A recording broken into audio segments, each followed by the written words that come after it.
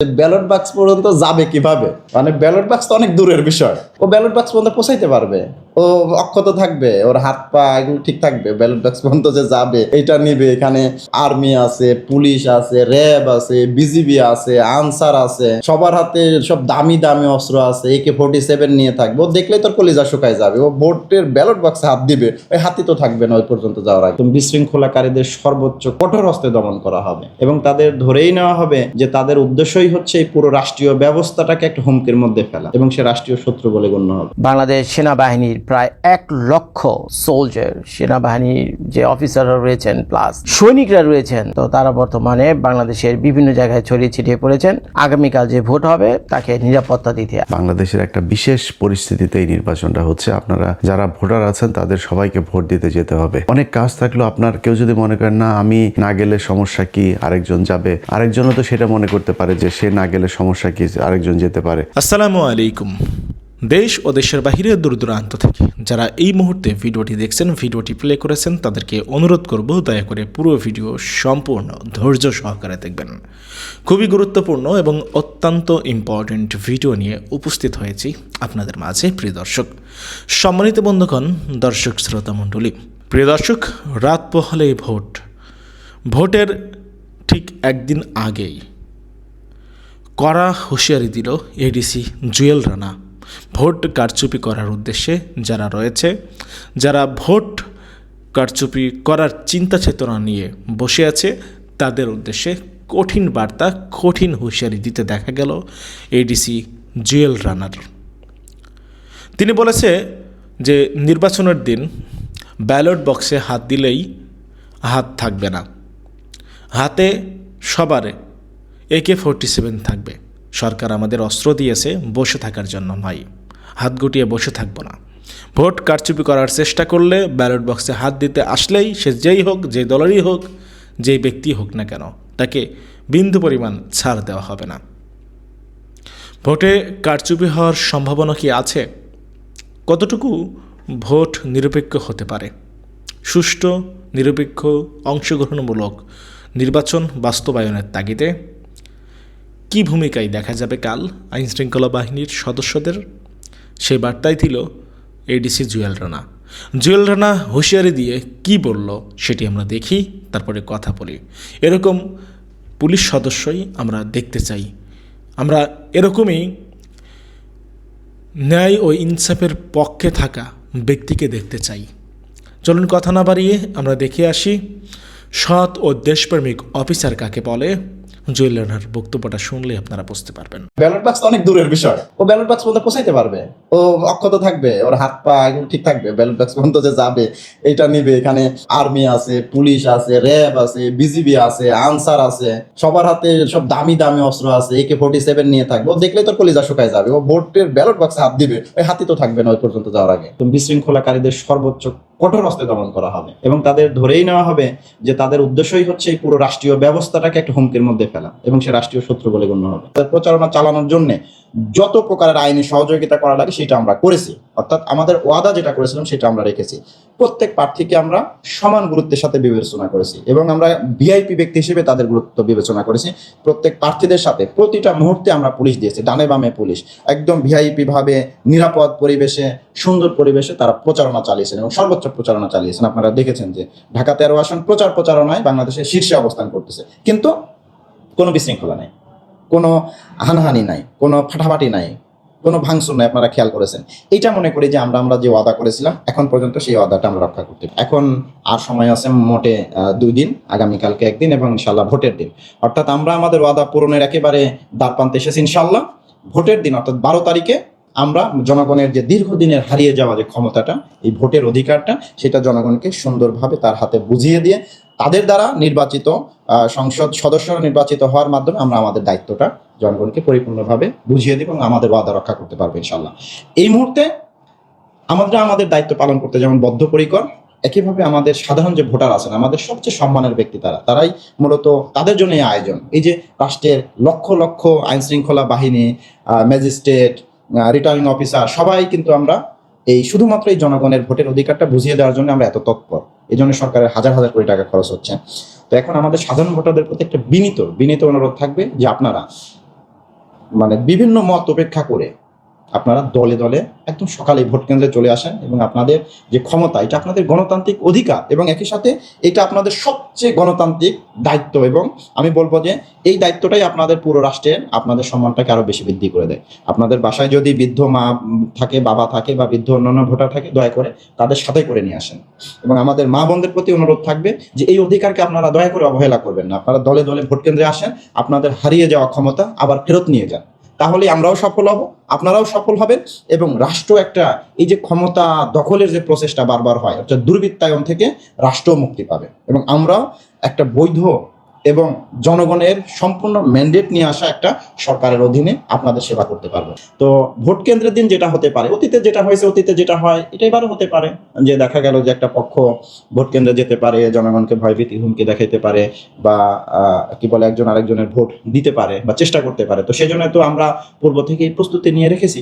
ইতিমধ্যে আপনারা জানেন যে ভোট কেন্দ্রে 24 আওয়ার্স লাইভ মনিটরিং এর মাধ্যমে সমস্ত বিশ্লেষণ করা হবে, ভিডিও রেকর্ডিং করা হবে। ইভেন যদি কেউ অভিযোগ করে তো আমরা তো একদম ভিডিও ফুটেজ দেখে সেটার ব্যবস্থা নিতে পারবো। আবার কেউ যদি আর খেয়াল করেন যে এবার তো লক্ষ লক্ষ আইন শৃঙ্খলা বাহিনী, army, police, RAB, BGB, APBN, আবার সাদা পোশাকে সকল গোয়েন্দা সংস্থার লোকজন মাঠে থাকবে এবং ক্যামেরা সহ। এবং আপনি জানেন যে সম্মানিত নির্বাচন কমিশন থেকেও সবাইকে মোবাইল ফোন ব্যবহারের অনুমতি দিয়েছে, অর্থাৎ কেন্দ্রের বাইরে।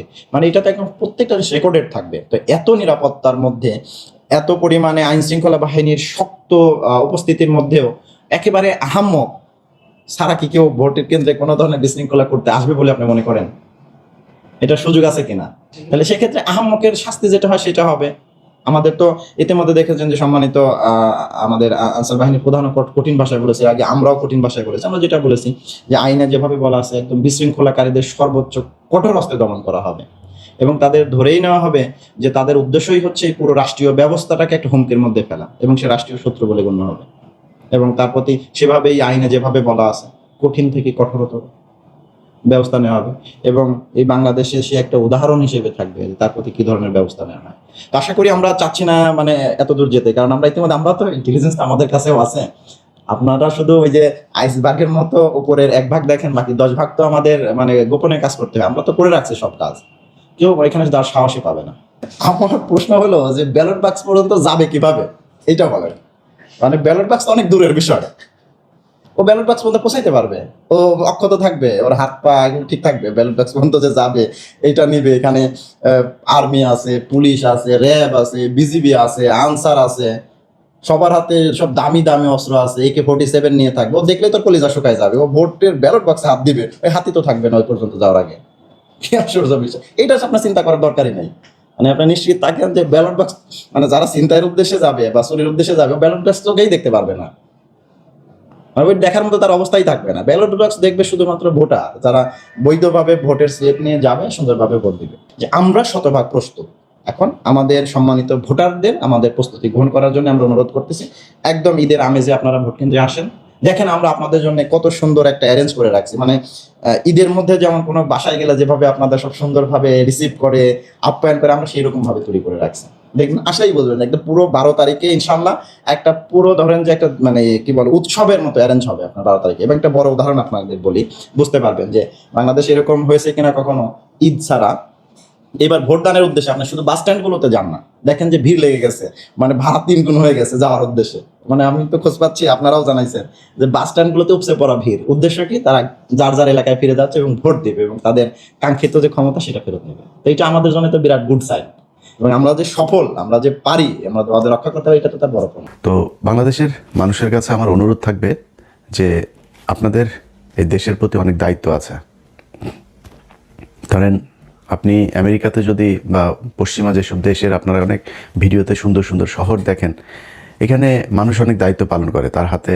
কারণ আমি নিজেও ঢাকা শহরে যখন ছিলাম, পানির বোতল দিয়ে পানি খেয়ে ধরেন পানি শেষ হয়েছে, সেটারে ফুটবলের মতো লাথি মেরে আরেকদিকে ফেলে দিয়েছে, চকলেটের খোসা, সিগারেট, এইসব। তো এটা খুবই সহজ একটা জিনিস, হাতের কাগজ, বিশেষ করে পলিথিন জাতীয় যেসব জিনিস আছে সেগুলো আমরা কিছুই মনে করতাম না, চিপসের প্যাকেট। তো এটা এখানকার পশ্চিমা দেশে যেখানে সুন্দর সুন্দর শহর দেখেন, দেশ দেখেন, তারা এটা করে না। তাদের রাস্তার মোড়ে মোড়ে আপনার ডাস্টবিন আছে, সেখানে মানুষ নির্দিষ্ট জায়গায় ময়লা ফেলে, মানুষ ইচ্ছা করেও মানে এই আশেপাশে মন চাইলেই কোনো জায়গায় আপনার কাগজ ফেলে দিল, পলিথিন ফেলে দিল, পানির বোতল ফেললো, এটা তারা কখনোই করে না। এটা যদি কেউ করেও সেটা তার দিকে এমনভাবে তাকানো হয় যে এটা খুব মানে চিড়িয়াখানার একটা বাদর, তার দিকে মানুষ তাকিয়ে আছে। সো আপনাদের অনেক দায়িত্ব আছে। আপনার এই দেশ যদি আপনার এই যে বর্ষার সময় পানি বন্দি হয়, আপনার নিজের ফেলা কাগজ, আপনার নিজের ফেলা পলিথিন, আপনার নিজের ফেলা চিপসের প্যাকেট, বোতল, এগুলো গিয়ে তারপরে ম্যানহোলের ঢাকনা বন্ধ হয়, তারপরে পাইপ বন্ধ হয়ে সেখানে আপনার পানি আটকায়। সো এগুলো আপনাদের নিজেদের কিছু কাজ করতে হবে। এবার বাংলাদেশের একটা বিশেষ পরিস্থিতিতে এই নির্বাচনটা হচ্ছে। আপনারা যারা ভোটার আছেন তাদের সবাইকে ভোট দিতে যেতে হবে। অনেক কাজ থাকলেও আপনার কেউ যদি মনে করেন না আমি না গেলে সমস্যা কি, আরেকজন যাবে, আরেকজনও তো সেটা মনে করতে পারে যে সে না গেলে সমস্যা কি, আরেকজন যেতে পারে। সো এই জিনিসটা আপনারা করবেন না, সবাই ভোট দিতে যাবেন। এবং ভোট দিতে গিয়ে সেখানে যদি নাকি আপনাকে জোরপূর্বক কোনো কথাবার্তা কেউ যদি বলে, কোনো কিছু করাতে চায়, আশপাশে সাংবাদিক থাকবে, মিডিয়া কর্মী থাকবে, আপনার নিজের ফোন আছে, আপনি নিজের ফোনটা তাকে ধরবেন। আপনাদের প্রতিটি মানুষকে এক একজন সাংবাদিকের ভূমিকা পালন করতে হবে। যে এখানে কেউ আপনাকে ডেকে এনে তারপর বললো এই যে আপনার ভোটার আইডি কার্ড দেন, আপনার দেন, আপনার নাম্বার নিয়ে গেল, বা আপনার বললো যে আমার সামনে ভোট দাও বা এই মার্কায় ভোট দাও। কোনো দলকে, আমি কোনো বিশেষ দলের পক্ষে বলছি না, কোনো দলকে, কোনো দলের প্রার্থী, সেটা জামাতের কোনো প্রার্থীও যদি হয় তাকে ধরবেন, তাকে ধরে সেগুলোই করবেন। আচ্ছা, নির্বাচনের দিন আমার যেই ইমেলটা আপনাদের কাছে আছে 15 minutes BD, আমি স্পেলিং করি আপনার 15minutesbd@gmail.com 15minutesbd.com @gmail.com। এখানে আপনারা গুরুত্বপূর্ণ ভিডিও নির্বাচনের দিন পাঠাতে পারবেন। আপনাদের পাঠানো ভিডিওগুলো আমরা প্রচার করব। সো সবাই ওই দিন নিজেদের চোখ কান খোলা রাখবেন, নিজের ফোনটা হাতে রাখবেন, কোনো কিছু ঘটলেই সেগুলো ভিডিও ধারণ করবেন। যে কোনো অনিয়ম কারচুপি যে দলই করতে চাক সেটা আপনারা আমাদেরকে পাঠাবেন। এখন বিএনপিকে কিছু জিনিস বলি। ধরেন বিএনপির যেই আচার আচরণ, এটার সাথে 2018 সালের যে নির্বাচন সেটার কিছুটা মিল পাওয়া যায়। 2018 সালের নির্বাচনে এই যে আজকের চান্দা আব্বাস যিনি বিশাল ক্ষমতার অধিকারী, এখন নিজের বিরাট ভাবসাব মাস্তানি করে, এই যে সেখানে এমপি প্রার্থী নাসিরউদ্দিন পাটোয়ারি, সহজ সরল একটা মানুষ, এর উপরে ডিম মারে, এখানে মারধর করে, ওইখানে ধাক্কাধাক্কি করে, নানান ধরনের সমস্যা তৈরি করছে তার প্রচারণায়। তো এই চান্দা আব্বাস নিজের এখন বিশাল ক্ষমতাশালী মনে করছে, অথচ এই চান্দা আব্বাসকে 2018 সালে বউ শুদ্ধ দৌড়ায় নাই, আওয়ামী লীগের ন্যাংটা পোলাপান এরা দৌড়ায় নাই এই বউ শুদ্ধ দুইটারে। যদিও সেই নির্বাচনে মির্জা আব্বাস এই আওয়ামী লীগের সাথে আতাত করেই তিনি হ্যাডম দেখিয়েছিলেন, কি হবে, কতটুকু যাবে, কতটুকু গেলে কি হবে, এগুলো সব কিছু তাদের পাতানো। ধরেন কোনো এমপি মন্ত্রী কেউ বের হইতে পারে না বিএনপি, শুধু মির্জা আব্বাস আর চান্দা আব্বাসের বউ, ওনারা বের হতে পেরেছেন। সো আমরা এগুলি বুঝি। উনি পুরো আওয়ামী লীগের সময় ওনার ঢাকা ব্যাংকের পুরো প্রফিট নিয়ে তারপরে বাজার করেছেন। তো তিনি যেই নির্বাচনে গিয়েছেন আর আওয়ামী লীগ তাকে এমনিতেই তিনি এইভাবে সাহস দেখিয়ে তারপর গিয়েছেন, এটা না। এরপরে কত কান্নাকাটি মিডিয়াতে, এগুলো আপনারা মির্জা আব্বাসে দেখেছেন। আজকে তাদের বিশাল ক্ষমতা। তো এই যে ক্ষমতাগুলো দেখাচ্ছে, 2018 সালে আওয়ামী লীগ ঠিক একই ধরনের ক্ষমতা দেখিয়েছে, কিন্তু সেই আওয়ামী লীগ যে ক্ষমতাটা দেখিয়েছিল সেটার সাথে এইবারের পরিস্থিতির বিস্তর ফারাক। আপনি আওয়ামী লীগ যা করেছিল সেটা বিএনপির পক্ষে বা জামাতের পক্ষে করা সম্ভব না। কেন সম্ভব না সেটা বলি। ধরেন 2018 সালে বিএনপির যে প্রার্থীরা ছিল তাদের নির্বাচনে নিয়ে আসা হয়েছিল মূলত পার্টিসিপেটরি একটা ইলেকশন হবে, ইনক্লুসিভ একটা ইলেকশন হচ্ছে, এটা ইন্টারন্যাশনাল মিডিয়াকে দেখানোর জন্য, যারা নির্বাচন অবজারভার যারা আছে তাদেরকে দেখানোর জন্য, তারপরে বিভিন্ন সংস্থাকে দেখানোর জন্য যে এই যে দেখো সবাই নির্বাচনে অংশ নিয়েছে। এবং তাদের সাথে এক রকমের এই যে মির্জা ফখরুল, তারপরে এই যে ডক্টর কামাল, 73-এর চোরাই এমপি, তারপরে হইল গিয়া এই যে গামছা ডাকাত, ওই যে কাদের সিদ্দিকী, তো এই কাদের সিদ্দিকী টিদ্দিকী এগুলো সব মিলে আওয়ামী লীগের সাথে একটা কনস্পিরেসি করে তারপর বিএনপিকে নির্বাচনে নিয়ে গেল। সেই নির্বাচনের ফলাফল কি ঘটেছিল, সেই আলোচনার নামে, সংলাপের নামে শেখ হাসিনা কি নাটক করেছিল আপনাদের সব মনে আছে। তাদের সবার স্বপ্ন ছিল যে নির্বাচনের দিন সব মানুষ নেমে আসবে, এসে তারপর একটা কিছু করবে।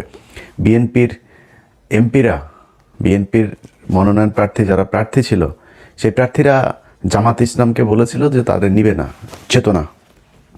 সেই চেতনা দেখাইতে যায় এই যে গামছা কাদের আর হইল গিয়া কামাল চোরা, এদের সাথে মিলে তারপর চেতনা দেখাইতে গিয়া জামাত ইসলামকে বাদ দিয়ে দিল। জামাত ইসলামকে বাদ দেওয়ার পরে সেই নির্বাচনে দাঁড়াইতেই পারে নাই। মানে গণফোরাম এই কামাল চোরার আর ওই গামছা কাদেরের দলে এদের পরিবারের মানুষ ছাড়া তো আর কেউ নাই। তো সেই দলের লোকজনের নিয়ে আপনি রাস্তায় দাঁড়াবেন কেমনে? একটা মিটিং হইতো, একটা জনসভার মঞ্চে, আরে সেখানে ডক্টর কামাল শেখ মুজিবের কথা বলে, শেখ মুজিবের বয়ান, পুরো আওয়ামী লীগের বয়ানই করে মুক্তিযুদ্ধের বয়ান। তো মুক্তিযুদ্ধের বয়ান বলে জিয়াউর রহমান নাই মুক্তিযুদ্ধে? জিয়াউর রহমানের দলের স্টেজে উঠা তারা আওয়ামী লীগের করে দিয়ে এসেছে। এই হলো বিএনপির সেই সময়ের বুদ্ধি এবং বিএনপির সাহস। এটা করে নির্বাচনে গেল। তো আওয়ামী লীগ যে কারণে তাদের এই দৌড়ানিটা দিতে পেরেছে সেটা হলো বিএনপির লোকজন তখন সবাই এক একজনের নামে 200-400 করে মামলা ঘাড়ে। তো তাদেরকে ওই ইয়েতে গেলে এসপিরা বলে দিত যে স্যার এই ইয়েতে এসেন না, এলাকায় এসেন না, আসলে কিন্তু গ্রেপ্তার করা হবে, আমার উপর থেকে নির্দেশনা আছে, আসলেই গ্রেপ্তার করা হবে। তো এমপিরা কেউ যাইতো না। অনেক এমপির সাথে কথা হইতো। এই যে আজকের ধরেন এই যে দুলু ভাই নিজেও এইটার ভিকটিম। বহু মানুষ এই যে আজকে ইস্যু করে দেশ ভাষায় ফেলার আমাদের চুয়াডাঙ্গার দুদু ভাই, হ্যাঁ, তারপরে আরও লোকজন আছে, যাই হোক, তো কেউ যাইতে পারে নাই, সবার অবস্থা একই ছিল। এখন ওই সময়ের পুলিশ আপনারে মামলার জন্য খুঁজছে। ওই সময় আওয়ামী লীগ ভয়ঙ্কর রূপে, আপনি জানেন যে 18 আগে কি ছিল, পরেও আওয়ামী লীগে আসবে, মানে ক্ষীণ একটা আশা নিয়ে নির্বাচনে গিয়েছিল, যে কারণে আওয়ামী লীগ যে আবার আসবে, এবং আওয়ামী লীগের লোকজনও থ্রেট করছে যে নির্বাচনের পরে কিন্তু তোরে দেখাবো, কেলাবো ইচ্ছা মতো। তো এই ভয়ে তারা তো আর বের হইতে পারে নাই। এখন এবারের প্রেক্ষাপটটা আপনাদেরকে বলি। এবারের প্রেক্ষাপট হচ্ছে জামাত ইসলামের কারো নামে মামলা নাই, শেখ হাসিনা ক্ষমতায় নাই, তারপরে আপনার এলাকার যে প্রশাসন, সেই প্রশাসন আপনারা কোনো চাপ দেয় না যে স্যার এলাকায় থাকা যাবে না, এলাকা থেকে বের হয়ে যান, সেই চাপও নাই। সেনাবাহিনীর গুটি কয়েক তারা খুবই কোণঠাসা একটা পক্ষ ডিজিএফআই, তারা চাচ্ছে যে নির্বাচনে একটা কারচুপি করানোর জন্য। কিন্তু একদম মূল সেনাবাহিনীর যারা আছে, বিশেষ করে মধ্যম সারির অফিসার থেকে নিচের সৈনিক যারা আছেন, এদেরকে দিয়ে আকাম কুকাম আর করানো যাবে না। আমার বিশ্বাস এখন পর্যন্ত সোফার, আমি সেনাবাহিনীকে নিয়ে নির্বাচনের পরে হয়তো একটা ভিডিও করব, এখনই কোনো মন্তব্য করছি না, তবে সোফার এখন পর্যন্ত সেনাবাহিনীর আচার আচরণ যা আছে ভালোই মনে হচ্ছে। বাংলাদেশ সেনাবাহিনীর প্রায় 1 লক্ষ সোলজার, সেনাবাহিনীর যে অফিসাররা রয়েছেন প্লাস সৈনিকরা রয়েছেন, তো তারা বর্তমানে বাংলাদেশের বিভিন্ন জায়গায় ছড়িয়ে ছিটিয়ে পড়েছেন আগামীকাল যে ভোট হবে তাকে নিরাপত্তা দিতে। আর এই 1 লক্ষ সেনাবাহিনীকে আবার নিরাপত্তা দেওয়ার জন্য, এই 1 লাখ সেনাবাহিনী কিন্তু জনগণের নিরাপত্তার জন্য, বুঝছেন, এরা জনগণের নিরাপত্তা দিবে। প্লাস এই আবার 1 লক্ষ সেনাবাহিনীকে নিরাপত্তা দেওয়ার জন্য কয়েক লক্ষ আবার বিজিবি সদস্য, আনসার সদস্য নিয়োজিত করা হয়েছে। তো তারা আবার কাকে নিরাপত্তা দিবেন? তারা আবার সেনাবাহিনীকে নিরাপত্তা দিবেন।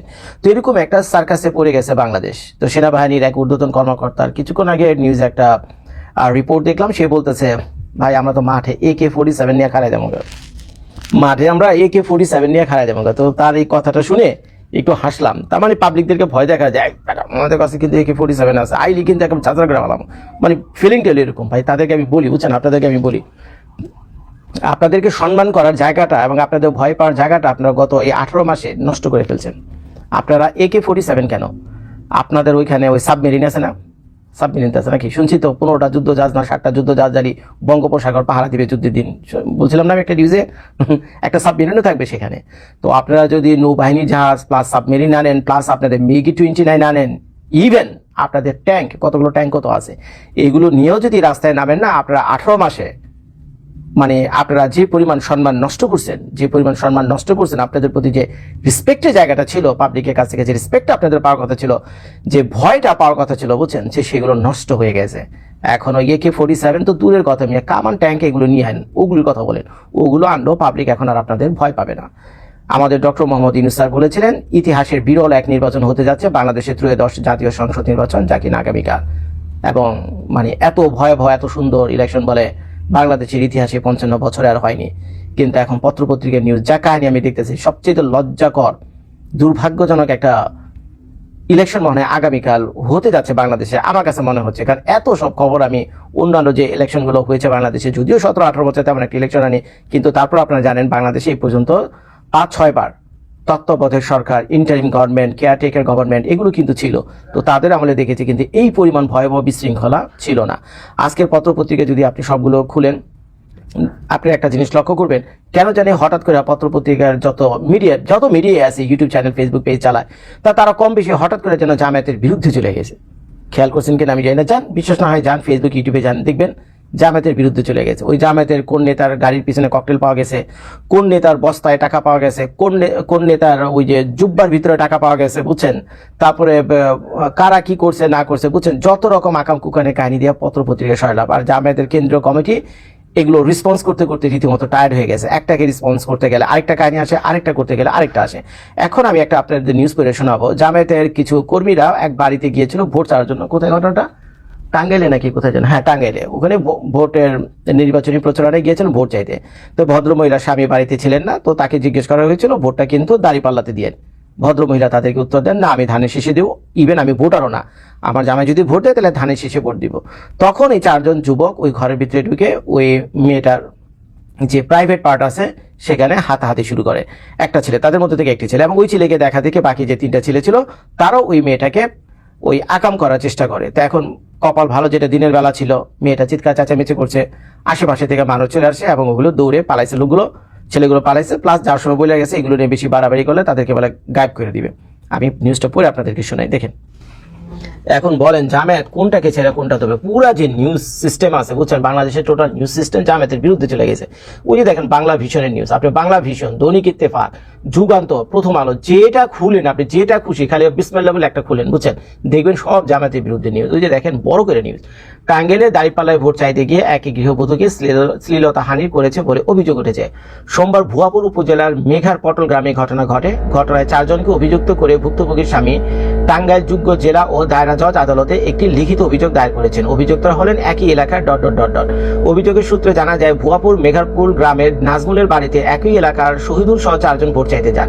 এই সময় বাড়িতে কেউ না থাকায় ওই গৃহবধূ তাদের চলে যেতে বলেন। এক পর্যায়ে অভিযুক্তরা তাকে দাঁড়িপাল্লার প্রতীকে ভোট দিতে চাপ দেন। এই সময় গৃহবধূ ভোটার না এবং তার পরিবারের সবাই ধানের শীষ প্রতীকে ভোট দেবেন জানালে ক্ষিপ্ত হয়ে অভিযুক্ত 4 জনের মধ্যে শহীদুল নামের একজন হঠাৎ ওই গৃহবধূকে জড়িয়ে ধরে স্পর্শকাতর স্থানে হাত দেন। অন্যরাও তাকে দলবদ্ধভাবে ধর্ষণের চেষ্টা চালান। এই সময় গৃহবধূ চিৎকারে আশেপাশের লোকজন আসলে অভিযুক্তরা পালিয়ে যান। এই সময় কাউকে এই বিষয়ে জানালে গৃহবধূকে মেরে ফেলার হুমকি দেওয়া হয় বলে অভিযোগ উল্লেখ করা হয়েছে। এই বিষয়ে উপজেলা জামায়াতের আমির আব্দুল মামুন বলেন, ঘটনাটি সম্পূর্ণ মিথ্যা ও বানোয়াট। এই বিষয়ে মামলার তদন্ত কর্মকর্তা ভুয়া থানার পরিদর্শক মেহেরুল ইসলাম রুবেল জানান, অভিযোগ পেয়েছি, বিষয়টি গুরুত্বের সঙ্গে তদন্ত করা হবে। এই হলো ভাই নির্বাচনের অবস্থা। আমি যখন আজকে পত্রিকাগুলো দেখছিলাম, এখন কে দাঁড়িপাল্লায় ভোট দিবে, কে ধানের শীষে ভোট দিবে, আমি জানি না কে বা কারা এই প্রোপাগান্ডাগুলো ছড়াচ্ছে। যদি ঘটনা সত্যি হয়ে থাকে, যেটা খুবই কষ্টের একটা ব্যাপার, জামায়াতের তো এই ব্যাপারে খুব সিরিয়াস হওয়া উচিত। আর এগুলো যদি জামায়াতকে পচানোর জন্য করা হয়ে থাকে, তো জামায়াতের এর বিরুদ্ধে অ্যাকশনে যাওয়া উচিত, যেটা আমি মনে করি। আর কাহিনী হলো যে পত্রপত্রিকা আজকে যেখানে যান, এক জায়গায় দেখলাম একটা জিনিস খেয়াল করুন, পোলিং অফিসারের কাজ কি? অ্যাসিস্ট্যান্ট, তাই না? ওখানে নির্বাচনে ওই মানুষকে সাহায্য করা, কে কেমনে লাইনে দাঁড়াবো, কি করব, তারপরে ওই ব্যালট পেপারের নিয়ম কানুন ইত্যাদি যা কিছু আছে এগুলো বুঝে টুঝে টুকটাক সাহায্য সহযোগিতা করে হলো পোলিং অফিসারের কাজ। এবং তারা ওই ইগুলোর কেন্দ্রগুলোর ভিতরেই থাকে, বুঝছেন, নির্বাচন কমিশনের একটা অংশ, এদেরকে অস্থায়ীভাবে নিয়োগ করা হয়ে থাকে। কিন্তু মজার ব্যাপার, এক পোলিং অফিসারের কাছেও দেখলাম যে লক্ষ লক্ষ টাকা, বুঝছেন, সেই লক্ষ লক্ষ টাকা নিয়ে সে ওই নির্বাচন কেন্দ্রে গিয়ে কি করবে আল্লাহ মাহবুব জানে, বুঝছেন। তো চারদিকে খালি টাকার খেলামেলা, এয়ারপোর্টে বলে টাকা নিয়ে গ্রেপ্তার, ট্রাকে টাকা নিয়ে গ্রেপ্তার, বাসের মধ্যে টাকা নিয়ে গ্রেপ্তার, জুব্বার ভিতরে টাকা নিয়ে গ্রেপ্তার, বুঝছেন, মানে এমন কোনো জায়গা নেই, মানে কি এক অবস্থা। তো এটা তো ডক্টর মোহাম্মদ ইউনূস যে পড়ালেখা জানে না তা তো না, উনি তো যতদূর জানি ওনার 2টা চোখও আছে নাকি ডক্টর মোহাম্মদ ইউনূসের, থাকার তো কথা, 2টা কানও আছে শুনছি। যদি ওনার চোখ আর কান থেকে থাকে তাহলে কিন্তু পত্রপত্রিকা এগুলো দেখছে, এবং উনি না বলছিল বাংলাদেশ ইতিহাসে সেরা নির্বাচন হবে। এটা নিয়ে তো ভাই প্রথম থেকে আমাদের একটা কাহিনী ছিল। এর কারণ হলো যে অস্ত্রগুলো প্রায় 1000-এর বেশি অস্ত্র যেগুলো থানা থেকে লুট হয়েছে, তেমন একটা পুলিশ উদ্ধার করতে পারে, এটা পুলিশের নিজেরই সরি বলে দিছে। প্লাস আরো যে প্রাইভেট অস্ত্র আছে মানুষের ঘরে ঘরে, সেগুলো প্রায় হাজারে। এখন যেহেতু আশঙ্কা করা হচ্ছে বহু মানুষের কাছে এইসব অবৈধ অস্ত্র, গোলা বারুদ এগুলো আছে, তো আগামীকাল ভোট কেন্দ্রে ঝাড়খণ্ডে নির্বাচনে হেরে যাওয়ার চান্স আছে। স্বাভাবিকভাবে তারা চাইবে কি সেই নির্বাচনগুলোকে ক্যান্সেল করার জন্য। আর এগুলোকে প্রতিহত করতে বাংলাদেশের 1 লক্ষ সেনাবাহিনী রয়েছে, আর ওই 1 লক্ষ সেনাবাহিনীকে আবার পাহারা দেওয়ার জন্য কয়েক লক্ষ বিজিবি প্লাস আনসার বাহিনী রয়েছে। তো এই হলো বাংলাদেশের নির্বাচন আগামীকাল হতে যাচ্ছে। তো যাই হোক ভাই, ভিডিওটা দেখার জন্য সবাইকে অনেক অনেক ধন্যবাদ। তারপরে অনুরোধ করবো, আমার কথা কি শুনবে, তারপরে বলবো যে আপনারা প্লিজ গন্ডগোল করেন না, কোনো প্রাণহানি ঘটনা যাতে না ঘটে। নির্বাচন গেলে নির্বাচন পাওয়া যাবে, প্রধানমন্ত্রী গেলে প্রধানমন্ত্রী পাওয়া যাবে, কিন্তু কোন একটা মানুষ, কোন একটা প্রাণ যদি কালকে নিভে যায়, কেউ যদি হত্যাকাণ্ডের শিকার হয়, আগামীকালের কথা বলছি, তাহলে ভাই সেই প্রাণ আমরা আর লক্ষ কোটি টাকা দিয়েও কিন্তু আর সেই ফেরত আনতে পারবো না। তো কাজে এই জিনিসটা আপনারা দেখেন, বুঝছেন, মানুষের জীবনের মূল্য হলো সবচেয়ে বেশি। কোথায় যাতে এই ধরনের ঘটনা না ঘটে, প্লিজ আপনারা এগুলো খেয়াল রাখবেন। প্রিয় দর্শক, আপনারা দেখতে পারলেন। ব্যক্তিগত অভিব্যক্তি অবশ্যই কমেন্টে উল্লেখ করবেন, জানাবেন আপনারা কি বলতে চান। স্যালুট জানাই পুলিশ অফিসার এডিসি জুয়েল রানাকে। তিনি হলেন বাংলার ফাটাকেষ্ট। তিনি কুমিল্লার দাউদকান্দিতে যখন পোস্টিংয়ে ছিলেন হাসিনা আমলে, তখন তিনি ন্যায় ও ইনসাফের পক্ষে থাকার জন্য চাকরি হারিয়েছিলেন। দেশ ও জনগণকে ভালোবেসে দেশ ও দেশের নাগরিকের নিরাপত্তা নিশ্চিতের কারণেই তার চাকরি হারাতে হয়েছিল। সাধারণ মানুষের হয়ে কাজ করার জন্যই তাকে চাকরি হারাতে হয়েছিল। কিন্তু হাসিনা পলায়নের পর আবারও তিনি পুলিশ সার্ভিসে পুনরায় যুক্ত হন। প্রিয় দর্শক শ্রোতা মণ্ডলী, এবং একের পর এক চমক আমরা দেখতে পেরেছি জুয়েল রানার। তিনি বরাবরই ন্যায় ও ইনসাফের পক্ষে ছিলেন। আশা করি তিনি কোনো সময় অন্যায়ের সঙ্গে আপোষ করবে না, সবসময় ন্যায় ও ইনসাফের পক্ষেই থাকবেন। ধন্যবাদ জানাই অন্তরের অন্তরস্থল থেকে। উনি সৎ, সাহসী ও দেশপ্রেমিক একজন অফিসার। ইনসাফের সরকার আসলে উনি একদিন পুলিশ প্রধান হবেন ইনশাআল্লাহ, এই আশা ব্যক্ত করেই ভিডিওটা শেষ করছি। জানাবেন জুয়েল রানার বক্তব্য আপনাদের কেমন লেগেছে, কি বলতেছেন আপনারা তার কথাগুলো নিয়ে।